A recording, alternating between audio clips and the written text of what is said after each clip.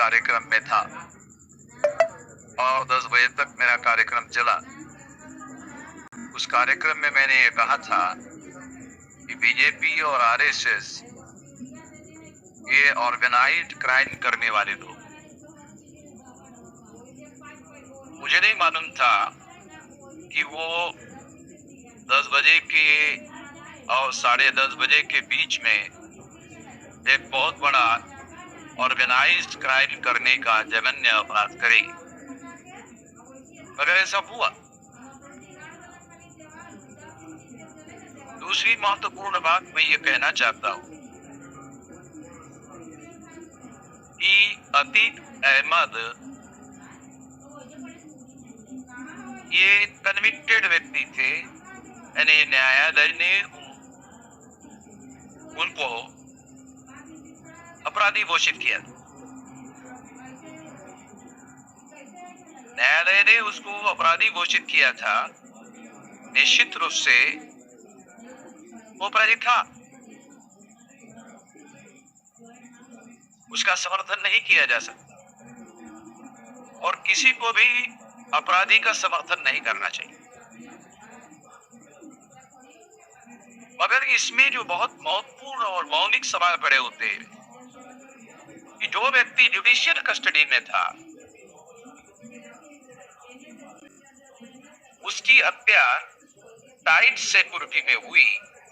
इसका अर्थ यह है कि टाइट सिक्योरिटी में ये हत्या करवाई गई।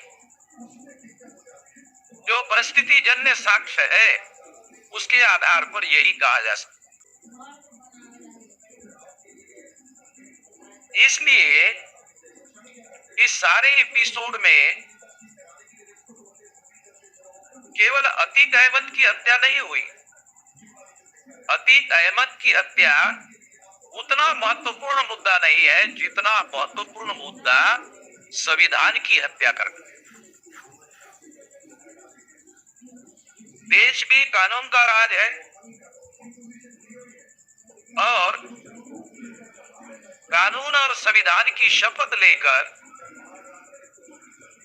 उत्तर प्रदेश में आरएसएस और भाजपा ने अपनी सरकार बनाई और आदित्यनाथ योगी को मुख्यमंत्री बनाए।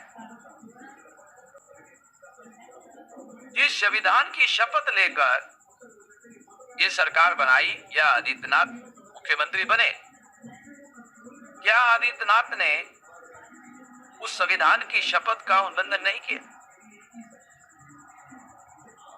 निश्चित रूप से उसने उल्लंघन किया। आदित्यनाथ ने उल्लंघन किया। मैं ऐसा मानता हूं कि प्रत्येक व्यक्ति को जिस पर आरोप है उसे अपने आप को निर्दोष साबित करने का मौका दिया जाना चाहिए और ये निर्दोष साबित करने का जो मौका है ये कानून और संविधान के दायरे में प्रत्येक नागरिक को उपलब्ध है। ये अधिकार और ये अधिकार जो उपलब्ध है ये कानून और संविधान के दायरे में शासन चलता रहेगा, वही उपलब्ध होगा। मगर यहाँ तो टाइट सिक्योरिटी में और नजदीक में सर के पास बंदूक लगाकर जिस तरह से वीडियो दिखाई जा रहे हैं उसके आधार पर ये योजनाबद्ध तरीके से मर्डर किया हुआ है ऐसा कहा जा सकता है। ये संविधान का उल्लंघन है। दूसरा ये ऑर्गेनाइज क्राइम है। तीसरा ये सवाल खड़ा होता है कि आखिर ये क्यों किया गया। तो मेरा ऐसा मानना है कि 2024 में लोकसभा का चुनाव है और आरएसएस और भाजपा को ऐसा नहीं लगता कि वो तीसरे टर्म के लिए चुनाव जीतने वाले।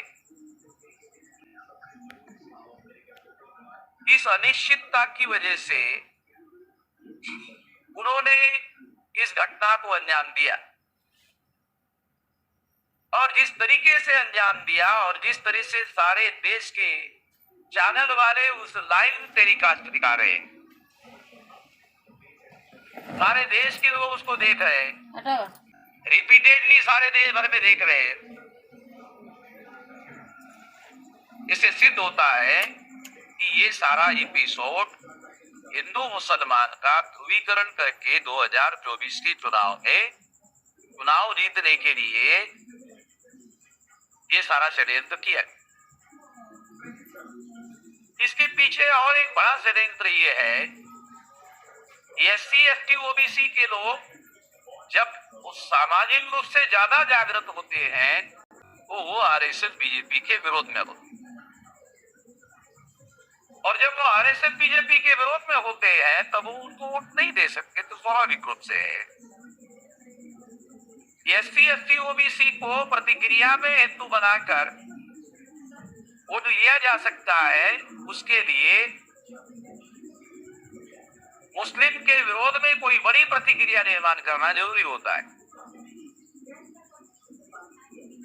अतीक अहमद की हत्या बड़ी प्रतिक्रिया मुस्लिम विरोध में निर्माण करने के लिए एक की गई हत्या है, और हिंदू मुसलमान के थ्योरी पर RSS BJP के लोग काम कर रहे हैं, कोई दूसरे लोग तो काम करते हुए दिखाई नहीं दे रहे।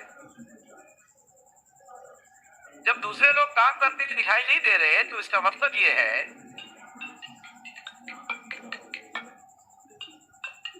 कि ये इस थ्योरी को चलाने वाले लोग ही ऐसा कर रहे हैं। 2024 के चुनाव में इसका फायदा RSS BJP को होगा। अब जब इसका फायदा RSS BJP को होगा, जिसको फायदा होगा, स्वाभाविक रूप से उन्हीं लोगों ने ये षड्यंत्र पूर्वक ये काम किया। ऐसा सरकमटेंशियल एविडेंस के आधार पर कहा जा सकता है। अगर जांच होती है तो जांच में ये पता भी चल जाएगा, इस षड्यंत्र का भी पता चलेगा। अगर उत्तर प्रदेश की सरकार या भाजपा की ही सरकार जांच करेगी, ये तो जांच होगा नहीं। इसलिए अगर जांच करना है तो जुडिशियल कस्टडी का आदमी, उसकी अगर मर्डर हुई तो जिम्मेदारी तो सुप्रीम कोर्ट की बनती है। इसलिए सुप्रीम कोर्ट को अपने निगरानी, नियंत्रण और निर्देशन पे इसकी जांच करनी चाहिए, तभी इसकी जांच हो सकती है। और ये जांच जो है कम से कम समय में होनी चाहिए, और कम से कम समय में ये काम किया जाना चाहिए। और एक महत्वपूर्ण बात है कि इस घटना का नेशनल इंटरनेशनल परिणाम होना अवश्य है, अवश्यंभावी है। और अगर ऐसा परिणाम होता है,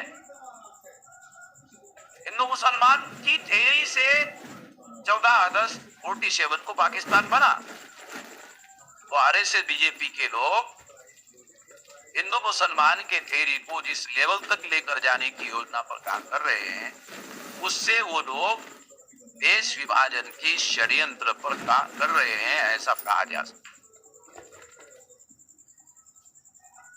ये संविधान विरोधी काम है, ये देश विरोधी काम है, ये देश तोड़ने का भी षड्यंत्र है। इसको हर हालत में रोका जाना चाहिए, हर परिस्थिति में रोका जाना चाहिए। हम जल्दी ही इसके बारे में नेशनल लेवल पर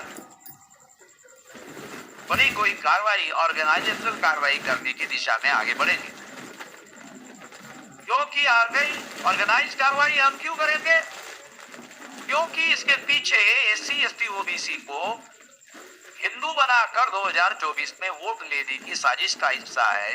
इसलिए ये घटना मुस्लिम विरोधी नहीं है, ये घटना SC ST OBC के विरोध में है। वो SC ST OBC के लोगों को सारे देश भर में इसके लिए संगठित होकर इसकी प्रतिक्रिया देना बहुत ज्यादा जरूरी होगा, नहीं तो उनके वोट का अधिकार जीरो हो जाएगा। वोट के अधिकार पर जो संवैधानिक अधिकार मिले हुए हैं, वो अधिकार भी जीरो करने का RSS BJP का षड्यंत्र है। इससे सभी लोगों को सावधान रहना जरूरी है। ये मेरी पहली प्रतिक्रिया है। इस पर हम लोग ऑर्गेनाइज आंदोलन करने की दिशा में जल्दी ही मैं घोषणा करूंगा। मैं इस मौके पर इतना ही कहना चाहता हूँ। धन्यवाद। ako chikar lahat.